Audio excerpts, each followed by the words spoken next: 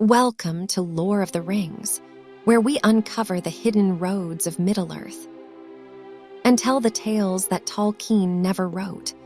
Before we begin, take a moment to let us know in the comments where you're watching from and what time of day or night this narration has reached you. In the beginning, before the ages turned, before the world grew old and weary, there were two souls who gazed upon the broken earth and dreamed of healing it.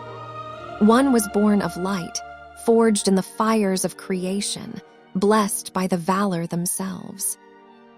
The other descended from that same divine lineage, shaped by hands that loved beauty, order, and the perfection of all things. They were not enemies then.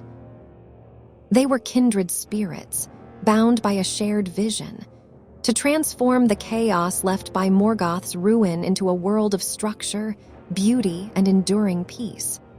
One was Galadriel, daughter of Finarfin, Lady of Light, keeper of the ancient wisdom of the Eldar. She who defied the gods themselves, crossing the grinding ice to reclaim a world stolen by shadow. Her heart burned with righteous fury, her hands capable of both terrible war and unspeakable grace. The other was Mairon, the admirable one, a Maya of Alle the smith, devoted to craft, to order, to the perfection of form. Before the world knew him as Sauron, before his name became a curse whispered in terror, he was a seeker of harmony, a shaper of beauty. And for a time, their paths almost touched. But the road they walked together was not one of alliance. It was a collision of wills, a dance between light and shadow so intricate, so dangerously intimate, that even now, millennia after the fires of the Second Age have cooled, we still ask the forbidden question. Did they love each other? Or was it something far more dangerous? The answer is not simple. It never is when dealing with beings who have lived for thousands of years, who have watched empires rise and fall, who carry the weight of eternity in their gaze. Galadriel and Sauron, light and shadow, two immortal souls caught in a web of longing, ambition, regret, and fury. Their story is not one of romance in the mortal sense. It is myth, tragedy. A cosmic opera played out across the ages, where every gesture carries the weight of prophecy, and every choice reverberates through the fabric of the world itself. In Amazon's The Rings of Power, their meeting is rendered not as a clash of absolute opposites, but as something far more unsettling: recognition. When Galadriel looked upon Halbrand, she saw strength tempered by suffering. She saw ambition masked as humility. She saw a soul that understood loss, who had walked through fire and emerged scarred but unbroken. And Halbrand, Sauron in disguise, looked upon her and saw something he had not encountered in centuries: purity of purpose wedded to unrelenting will. They were not lovers, but they were not strangers either. They were mirrors. And mirrors, as any who have gazed too long into the abyss know, can be the most dangerous companions of all. For when you see yourself reflected in another's eyes, when you recognize your own hunger, your own pain, your own terrible certainty that the world can only be saved through control, the temptation is almost unbearable. To join hands, to stop fighting alone, to reshape the world together. This is the heart of their story. Not a tale of seduction in the flesh, but of ideology, of vision, of two immortal beings who stood at the edge of the same precipice and chose different paths. Galadriel chose defiance. She chose to guard the light, even when it burned her, even when it cost her everything. Sauron chose dominion. He chose to impose order through fear, to heal the world by breaking it first, to bring peace by silencing all dissent. And yet beneath the surface, the question lingers. What if their meeting was not fate's cruelty, but its design? What if the story of Middle-earth required both of them, the light and the shadow, to play their parts, not as enemies alone, but as reflections of the same impossible truth? That power, unchecked, corrupts. That even the noblest heart can be tempted. That the line between savior and tyrant is thinner than a blade's edge. Galadriel and Sauron, two seekers of order, two wielders of power, two souls who looked upon the brokenness of the world and said, "I will fix this." But one learned to let go, and the other never could. Their story begins not in Mordor, not in a region, not even in the Second Age. It begins in the mind of a Maya who loved beauty too much, and in the heart of an elf who could not forgive the darkness for what it had taken from her. It begins with the question that haunts all who seek to change the world. How much are you willing to sacrifice for peace? And who decides what must be sacrificed? Before he became the Dark Lord, he was Meron. The name itself means the admirable, a title bestowed upon him not in mockery, but in recognition of his brilliance, his skill, his unmatched devotion to the perfection of craft. He was a Maya, one of the lesser Ainur, the divine spirits who descended into the world to shape it according to the vision of Eru Ilúvatar. And among the Maiar, Meron was counted among the greatest servants of Alla the smith, the Vala who shaped the bones of the earth, who forged mountains and carved rivers, who loved order and structure above all things. Meron inherited that love. To him, the world was a grand design, a masterwork in progress. But it was flawed, chaotic, imperfect. Morgoth's rebellion had shattered the symmetry of creation. The breaking of the lamps, the theft of the Silmarils, the long wars of the First Age, all of it had left scars upon the face of Arda. The land was broken. The peoples were scattered. Beauty had been defiled. And Meron, the perfectionist, could not bear it. He looked upon the ruin and saw not tragedy but opportunity, a chance to rebuild, to impose structure upon chaos, to heal the world not through patience and growth, but through mastery and control. This is where his fall began, not in cruelty, not in hatred, but in the desire to fix what was broken by any means necessary.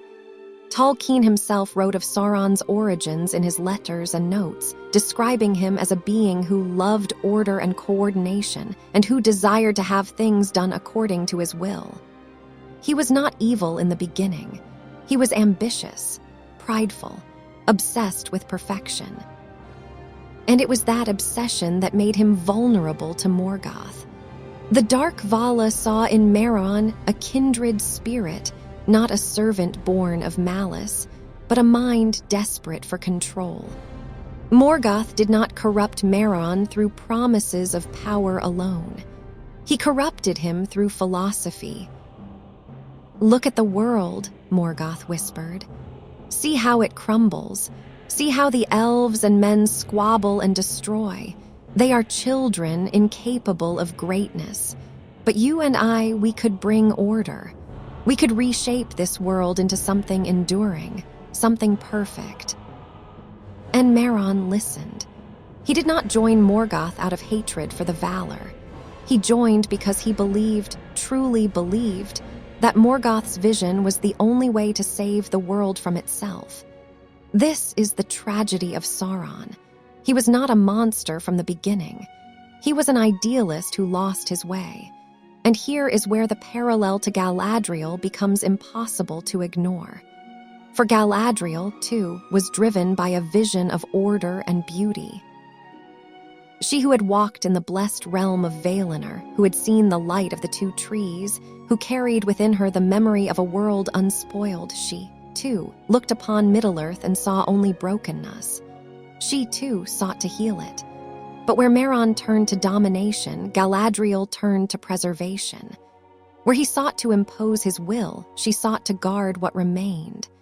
And yet the desire was the same, to restore the world, to bring back the light. to undo the damage wrought by darkness.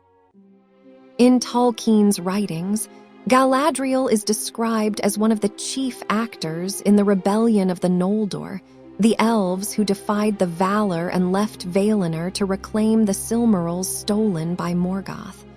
She was proud. She was fierce. She was ambitious. And she was not content to sit idle while evil ravaged the world. Sound familiar? This is the genius of the Rings of Power's reimagining of their relationship. It does not portray Sauron as pure evil and Galadriel as pure good. It portrays them as two sides of the same coin, both brilliant, both driven, both willing to defy the gods themselves for the sake of their vision. The difference lies not in their ambition, but in their humility. Galadriel learned, over the course of millennia, that her strength alone could not save the world. That pride, unchecked, leads to ruin. That sometimes the greatest act of power is restraint. Sauron never learned that lesson.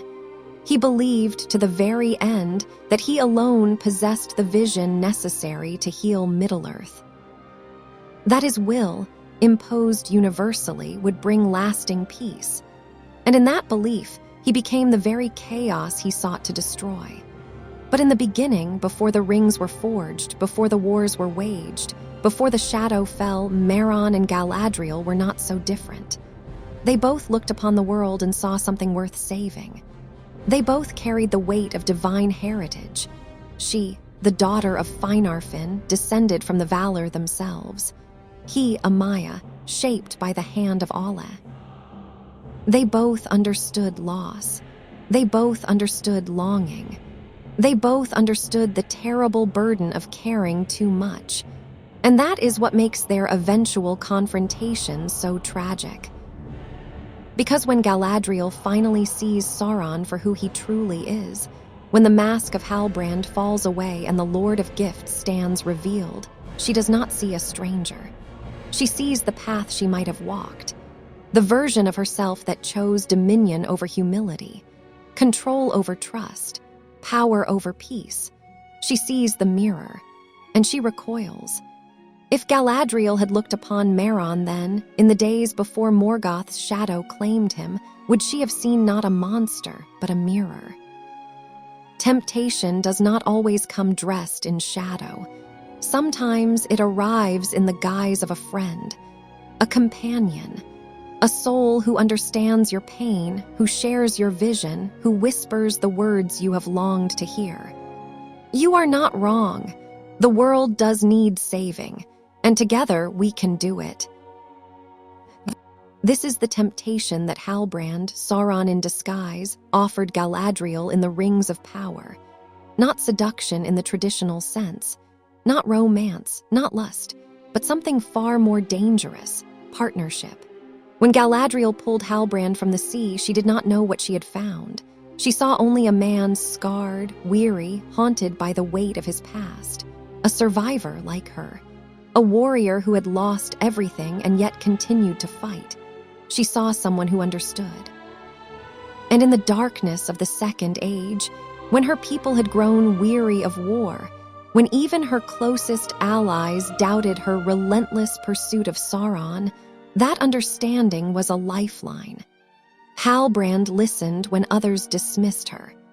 He affirmed her fears when others called her paranoid. He saw her not as a relic of a bygone age, but as a leader whose vision the world desperately needed. And slowly, subtly, he offered her something intoxicating: validation. You were right all along, he told her. The enemy is not gone. The shadow still lingers. And the elves in their complacency will fall unless someone takes action. It was the truth. But truth, spoken by the wrong voice, can be more dangerous than any lie. Because Halbrand was not just affirming Galadriel's beliefs. He was shaping them, guiding them, turning her righteous fury into a weapon he could wield. And the brilliance of the show's writing lies in how subtly this manipulation unfolds. Halbrand never explicitly tells Galadriel to dominate or conquer. He never reveals his true nature until the moment of crisis. Instead, he plants seeds. You have sacrificed so much. Don't you deserve to see your vision realized? The world will not heal itself. Someone must take control. Power is not evil, Galadriel. It is a tool, and in the right hands it can save everything. These are not the words of a villain twirling a mustache. These are the words of someone who believes, deeply and sincerely, that he is offering salvation. And that is what makes Sauron so terrifying. He is not a liar in the conventional sense. He believes his own rhetoric. He genuinely thinks that domination is mercy, that control is freedom, that the world will be better once everyone submits to his perfect order. And for a moment, just a moment, Galadriel is tempted. Not by the promise of power for its own sake, but by the promise of an end to the suffering. How many centuries had she fought? How many friends had she lost?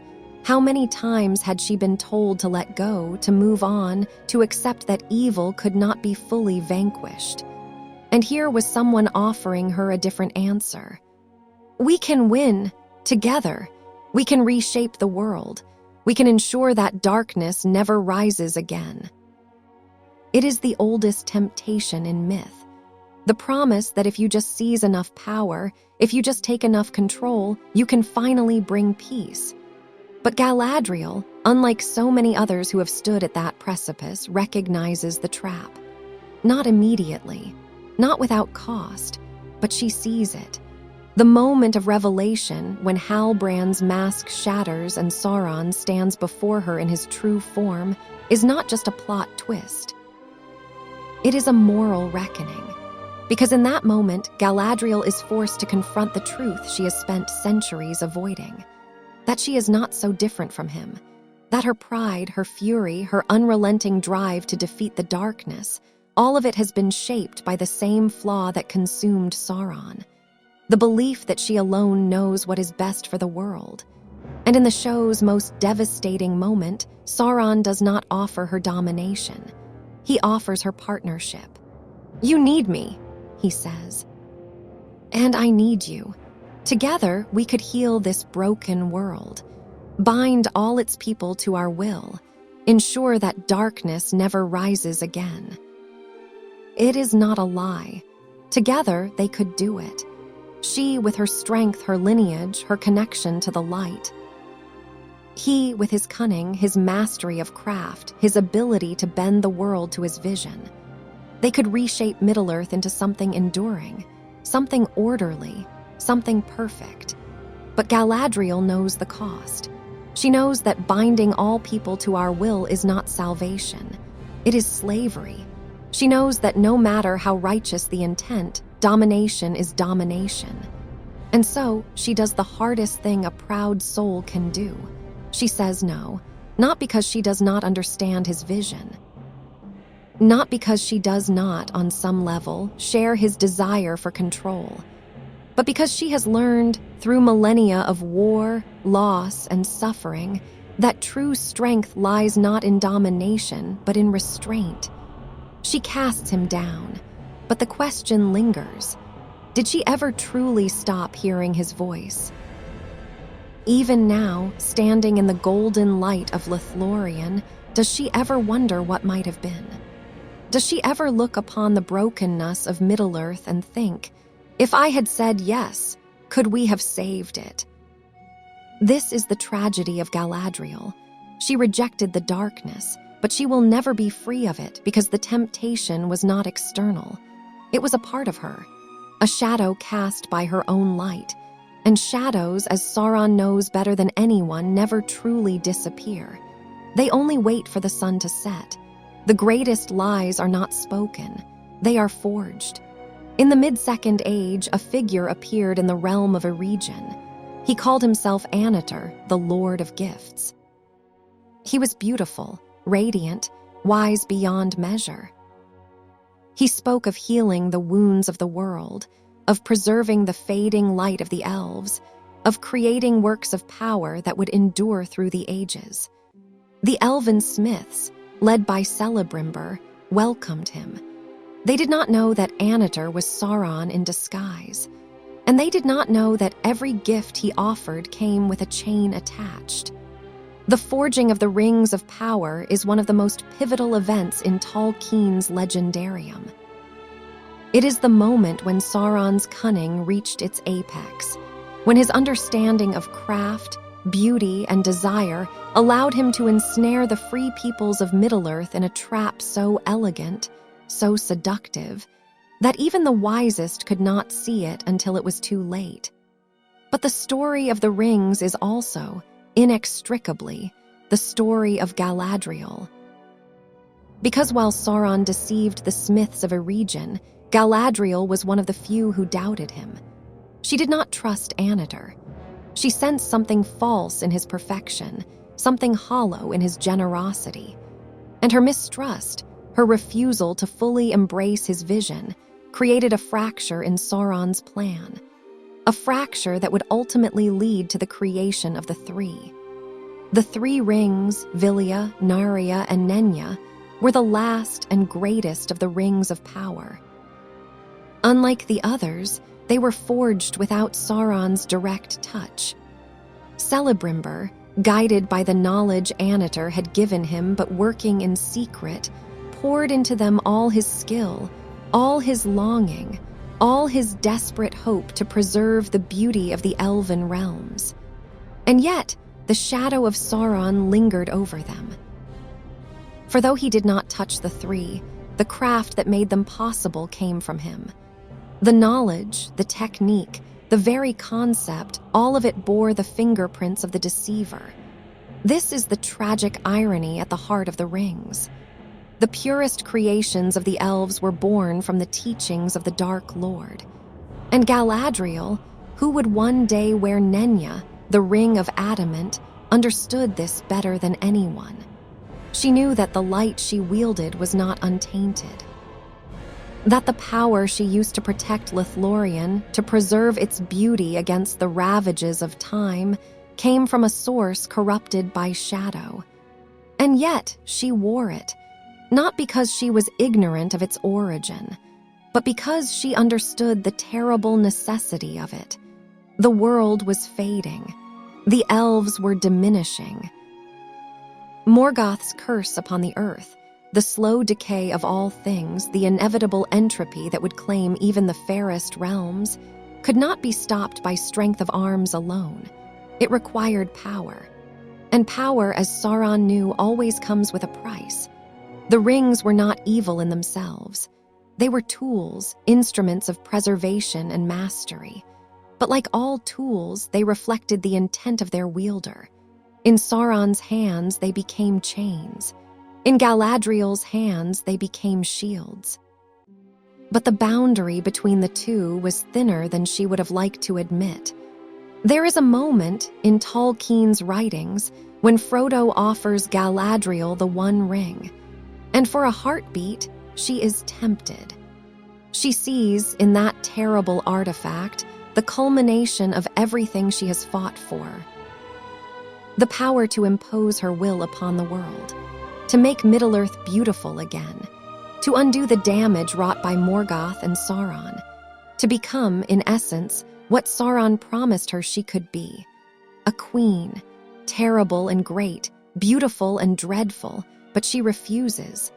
And in that refusal, she proves that she has learned the lesson Sauron never could, that not all problems can be solved through domination, that some things must be allowed to fade, to change, to pass away. That the greatest act of power is knowing when to let go.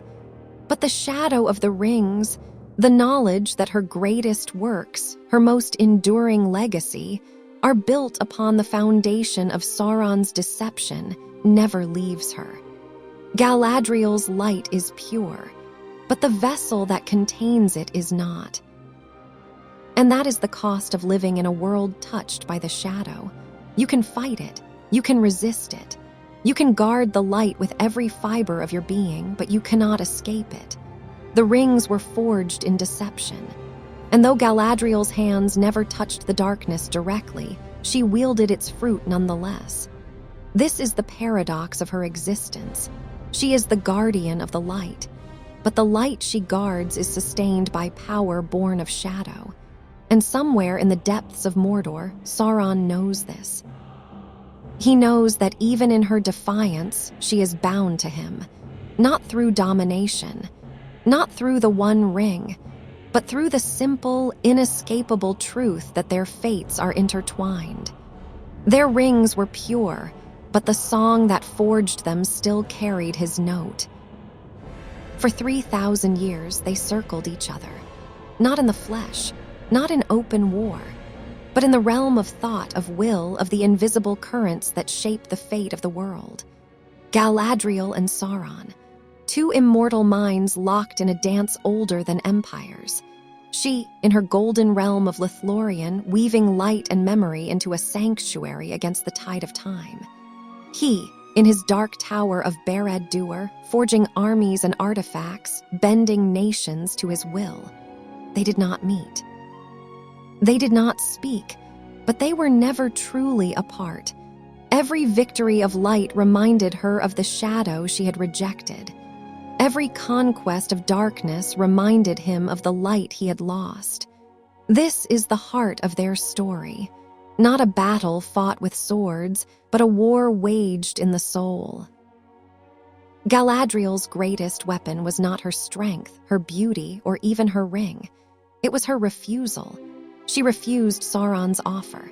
She refused the One Ring when Frodo offered it. She refused to despair, even when the world seemed on the brink of ruin. And in every refusal, she struck a blow against him far more devastating than any army could deliver. Because Sauron's power is built on domination, on the belief that every being, given enough pressure, will submit. Galadriel proved him wrong. And it haunted him. There is a passage in Tolkien's notes, often overlooked, that describes Sauron's psychology in the latter days of the Third Age. He is described not as a triumphant conqueror, but as a being consumed by paranoia and rage. He fears the elves. He fears the Dunedain. He fears Gandalf. But most of all, he fears those who refuse him, because refusal is the one thing his power cannot overcome. He can dominate the weak. He can corrupt the ambitious. He can deceive the unwary, but he cannot force someone to love him. And that, perhaps, is the deepest wound Galadriel inflicted upon him. Not hatred, not defiance, but indifference to his vision. She looked upon everything he offered: power, partnership, the chance to reshape the world, and she walked away. Not because she did not understand it, not because she did not, on some level, desire it, but because she saw it for what it was: a cage dressed as a crown. And in that moment, Sauron lost something he would never regain. Not her allegiance. He never truly had that, but the possibility of it. The hope buried deep, perhaps even unconscious, that one day someone would see him not as a monster, but as Mehron, the admirable one, the seeker of order, the being who genuinely believed he was saving the world. Galadriel saw him, she understood him, and she still said no. That is the tragedy that binds them, not love, but recognition. She knows what he could have been. He knows what she might have become, and neither can escape the weight of that knowledge. Fan theories for the Rings of Power Season 3 speculate that their next encounter will not be a simple confrontation of good versus evil, but something far more complex. Some believe that Galadriel, having seen the depths of Sauron's manipulation, will harden into the cold, distant figure we meet in The Lord of the Rings. That her warmth, her fire, her passionate defiance will be tempered into something more controlled, more guarded. Others suggest that Sauron, stung by her rejection, will become obsessed with breaking her. That he will see her not as an enemy to destroy, but as a puzzle to solve. A soul to corrupt. But there is a third possibility. one that Tolkien himself hinted at in his exploration of pity and mercy.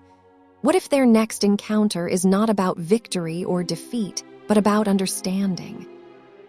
What if Galadriel, in her wisdom, comes to see Sauron not as the embodiment of evil, but as a cautionary tale?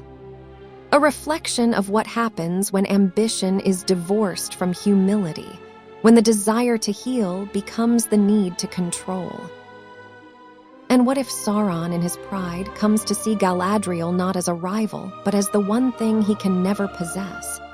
Not because she is beyond his reach, but because she is free. This is the dance they perform across the ages. He reaches for control. She embodies release. He seeks dominion. She offers mercy. He believes power is the answer. She knows it is only a tool. And yet they are not opposites. They are reflections, distorted perhaps, inverted, but reflections nonetheless. Because both of them carry the same wound. The knowledge that the world is broken and the burden of trying to fix it. Sauron's tragedy is that he believed he could. Galadriel's wisdom is that she learned she could not. And that learning, that acceptance of limits, of mortality, of the inevitability of change, is what separates light from shadow. Not power, not purity, but humility. The ability to say, I do not have all the answers, and that is not a weakness, it is the truth. Sauron never learned that lesson, and so he became the very chaos he sought to destroy. Galadriel learned it, slowly, painfully, over millennia of loss and war, and in learning it, she became something Sauron could never understand. Free. But freedom, as any who have borne the weight of power know, is not the same as peace. Galadriel may have rejected Sauron's vision.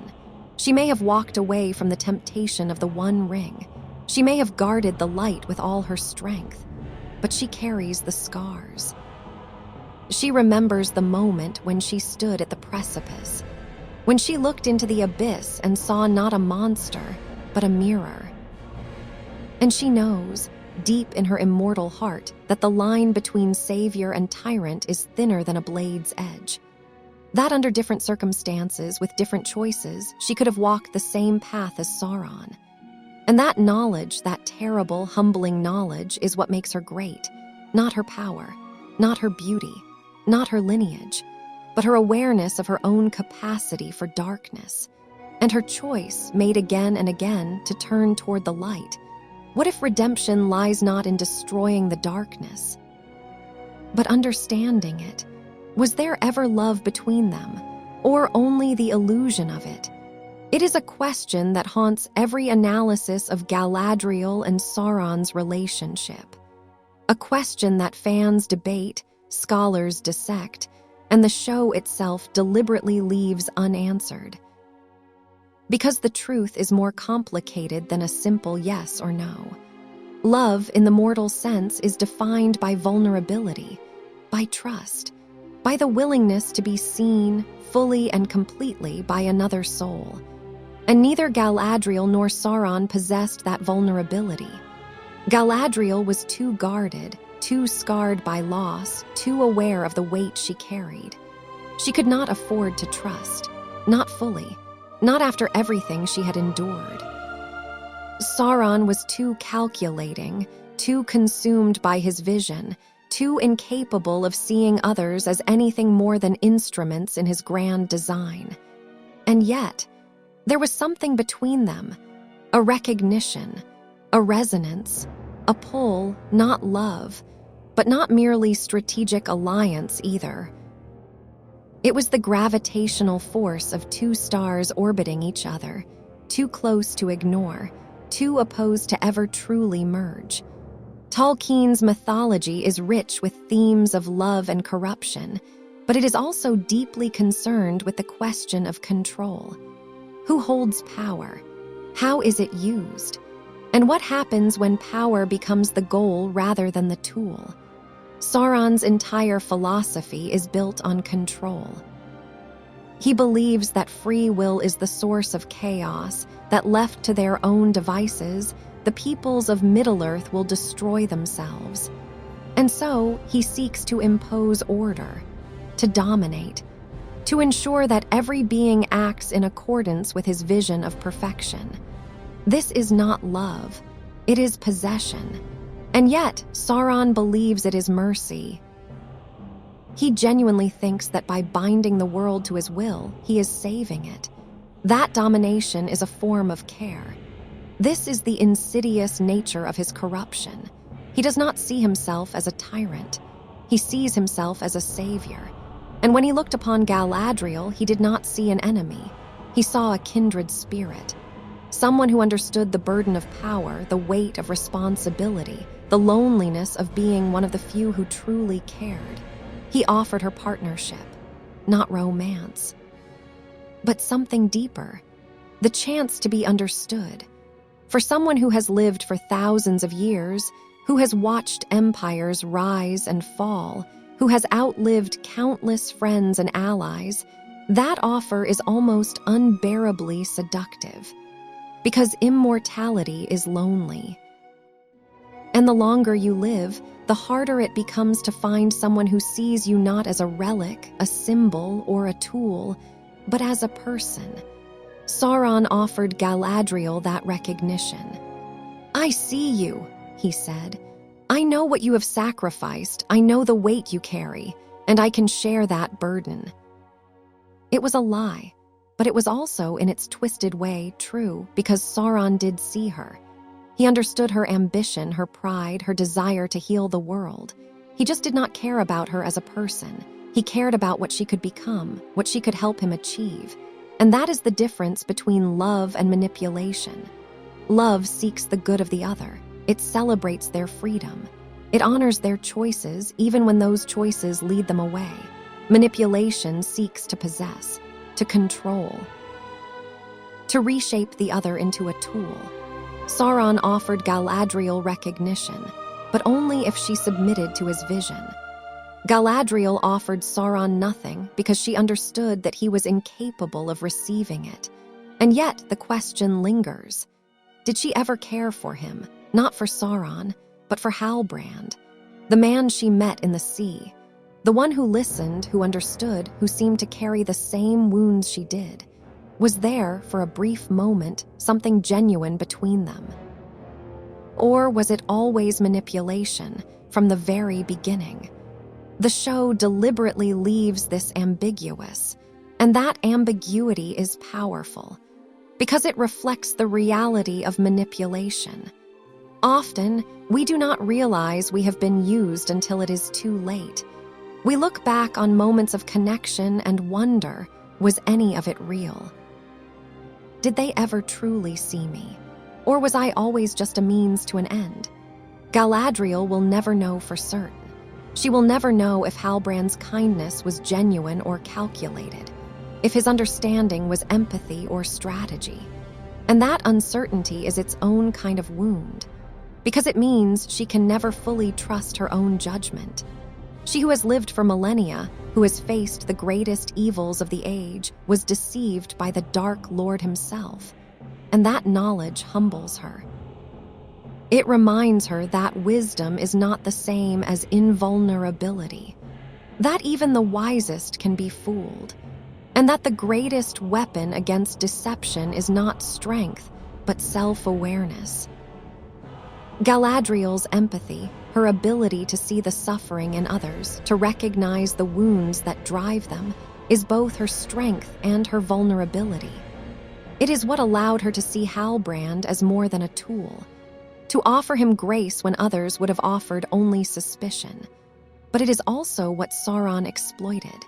He knew that her compassion was real, and he used it against her. This is the tragedy of empathy. It makes you vulnerable. It opens you to manipulation. But it is also what makes you human, or in Galadriel's case, elven. To close yourself off, to refuse to care, to harden your heart against the suffering of others, that is safety. But it is also a kind of death. Galadriel chose to remain open, to continue caring, to continue seeing others as more than their worst deeds, And yes, it cost her, but it also saved her. Because in the end, it was her empathy, her refusal to become as cold and calculating as Sauron, that allowed her to resist him. She saw him not as a monster to destroy, but as a soul to pity. And pity, as Tolkien reminds us again and again, is the force that shapes the fate of the world. Not power, not strength, but the ability to see the humanity in even the darkest souls and to choose mercy over vengeance. Galadriel turned away from Sauron, but she did not hate him. She pitied him. And that pity is, perhaps, the greatest weapon she could wield, because Sauron can defend against strength. He can counter cunning. He can corrupt ambition. But he has no defense against compassion, against the simple, devastating truth that someone looked upon him, saw everything he had done, everything he had become, and still chose to offer grace. Not alliance, not submission, but grace. The acknowledgement that even the fallen can be mourned. She turned away from him, yet every age his shadow falls where her light stands. The story is not over. As the Rings of Power moves into its third season, the dynamic between Galadriel and Sauron promises to deepen, to darken, to evolve into something even more complex than what we have already witnessed. Because now, the masks are off. Galadriel knows who Sauron is. Sauron knows that she knows. The dance of deception is over. What remains is the dance of truth. And truth, as any who have faced it know, is far more dangerous than lies. Based on leaks, interviews with the showrunners, and careful analysis of Tolkien's legendarium, several key developments seem likely for Season 3. First, Sauron's transformation. In the Second Age, Sauron does not yet possess the terrifying, armored form we associate with him in The Lord of the Rings. He is still capable of taking fair shapes, of appearing as Anadar, of walking among the elves undetected. But after his confrontation with Galadriel, that changes.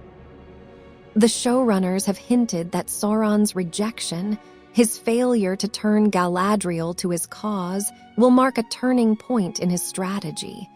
He will stop trying to seduce. He will start trying to dominate. No more gifts, no more gentle persuasion, only power. This shift is symbolized by his retreat to Mordor, where he begins to rebuild his strength, to forge the One Ring, to gather armies and allies who will submit not through admiration, but through fear. Sauron the Deceiver becomes Sauron the Dark Lord. And the tragedy is that Galadriel played a role in that transformation. Not because she was wrong to reject him, but because her rejection, her refusal to see him as anything more than a would-be tyrant, removed the last restraint on his ambition. As long as there was a chance she might join him, he tempered his methods. He played the long game. He wore the mask. But once she cast him down, he had nothing left to lose. And a Sauron with nothing to lose is the most dangerous version of all. Second, Galadriel's internal struggle. The Galadriel we meet in The Lord of the Rings is wise, distant, almost otherworldly. She speaks in riddles. She guards her emotions. She is a figure of legend more than a person. But the Galadriel of the Rings of Power is raw, passionate, driven by fury and grief. Season 3 will likely depict the transformation from one to the other, and that transformation will be painful, because the cost of wisdom is often innocence. The cost of restraint is often fire. Galadriel will have to learn to temper her rage, to guard her heart, to become the cold, measured leader her people need. But in doing so, she will lose something precious. The warmth, the vulnerability, the capacity for hope. This is the tragedy of immortality. You do not grow, you harden. And every loss, every betrayal, every moment of suffering adds another layer to the armor you wear. Until one day, you look in the mirror and realize you have become the very thing you swore to protect others from.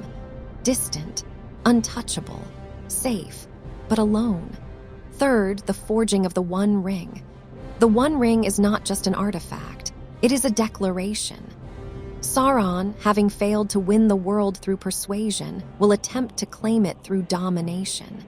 And the ring is the ultimate expression of that intent. It is power distilled into form, control made manifest, the will to rule crystallized into gold. But it is also a trap. Because in pouring so much of himself into the ring, Sauron binds his fate to it. If the ring is destroyed, so too is he. This is the paradox at the heart of Sauron's strategy. He seeks total control, but in doing so, he makes himself vulnerable in ways he never was before. And Galadriel, who understands the nature of the rings better than almost anyone, will see this. She will recognize that the One Ring is not a sign of Sauron's strength, but of his desperation, that he has abandoned subtlety for brute force, that he has become, in essence, everything he claimed to despise, a tyrant ruling through fear rather than a guide shaping through wisdom. And in that recognition, she will find a strange kind of pity, because the ring is not just Sauron's weapon, it is his prison. Fourth, the question of their final confrontation. Will they meet again face to face? Tolkien's texts do not record a direct encounter between Galadriel and Sauron after the fall of Eregion. But the Rings of Power has already diverged from strict canon in meaningful ways, and the emotional arc of their story demands resolution, not a battle. Galadriel cannot defeat Sauron through strength of arms.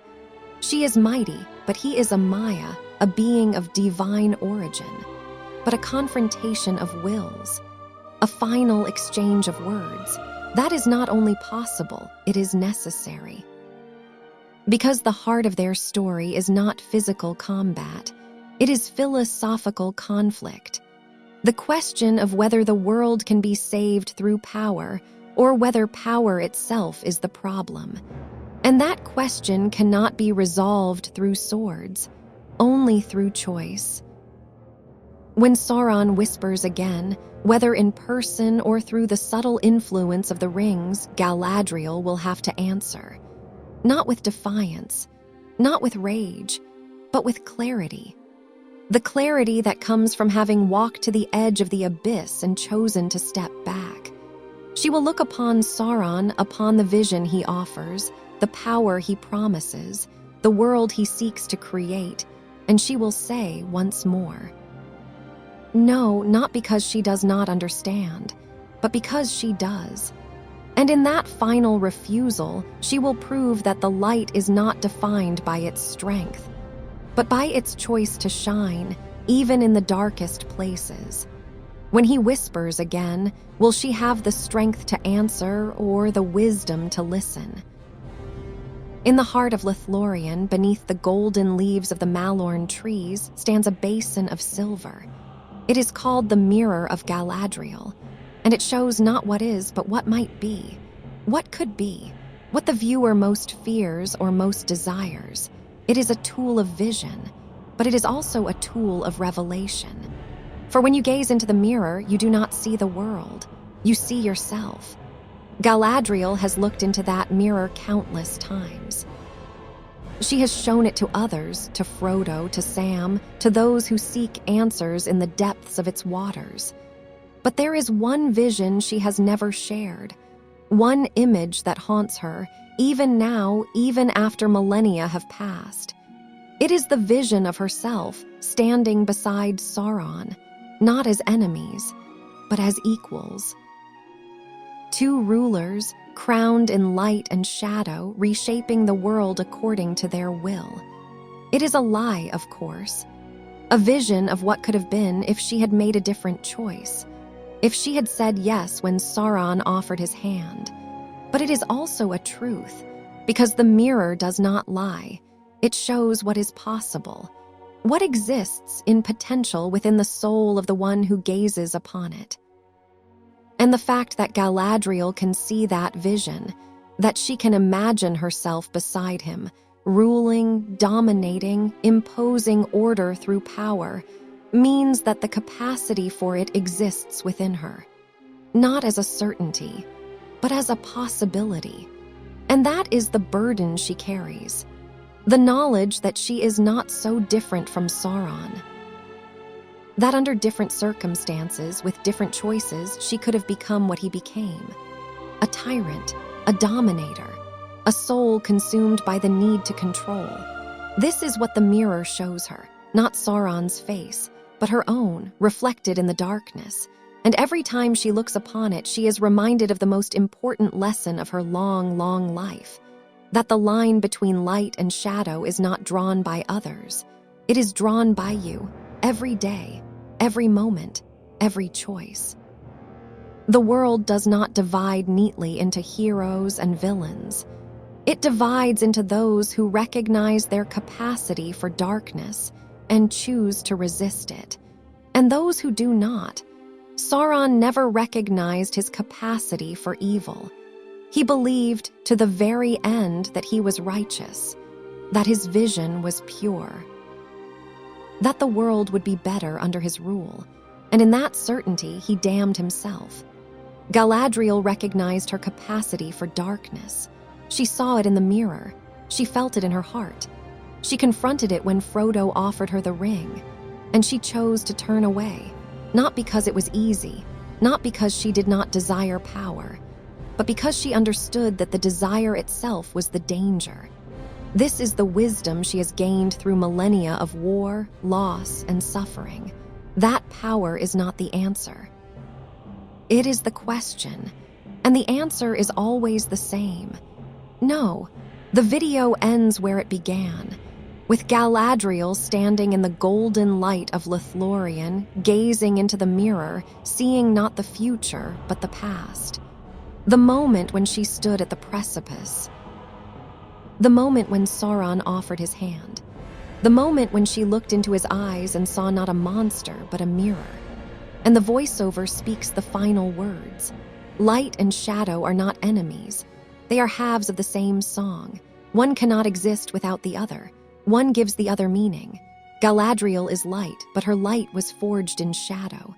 Sauron is shadow, but his shadow was born of light. They are reflections, distortions, echoes of the same truth, that the world is broken, that power cannot fix it, that the only thing that endures is choice. The choice to see the darkness within yourself and to turn toward the light anyway. Galadriel made that choice. Sauron did not. And that is the difference between them. Not power, not purity, but humility. The ability to look into the mirror and see not what you wish to be, but what you are, and to choose, despite everything, to be better. She banished him from her world, but not from her heart, because the shadow he cast is part of her story, part of her strength. It is the reminder that she is not invincible, that she is not above temptation, that she is, despite her immortality, still capable of falling. And that knowledge, that terrible, humbling knowledge, is what keeps her grounded. What keeps her wise? What keeps her, even after all these ages, still fighting? Not because she believes she will win, but because she believes it is worth trying. The mirror fades, the vision dissolves, and Galadriel stands alone as she has always stood, guardian of the light, bearer of the ring, keeper of memory. And somewhere far to the east in the darkness of Mordor, Sauron stirs. He does not think of her often. He is consumed by his plans, his armies, his endless hunger for dominion. But in the quiet moments when the fires burn low and the shadows grow long, he remembers. The elf who said no, the one who saw him, who understood him, who could have joined him, and chose not to. And in that memory, buried deep beneath layers of pride and rage, there is something he will never admit: regret, not for what he has done, but for what he lost. The vision ends, The story continues, and the dance of light and shadow goes on. Dear listener, this story ends, but many await. Subscribe so no tale escapes you.